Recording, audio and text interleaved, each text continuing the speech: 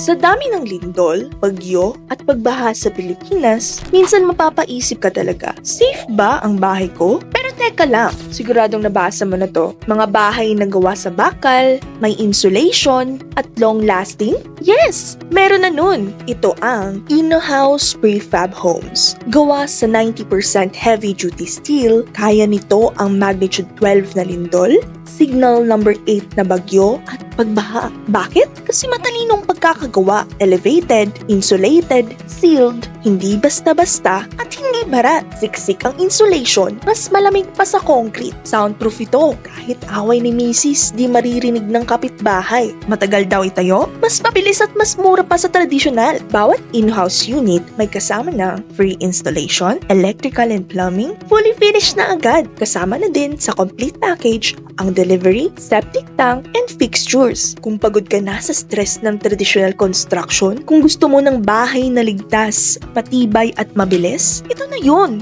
PM mo kami ngayon para sa free quotation.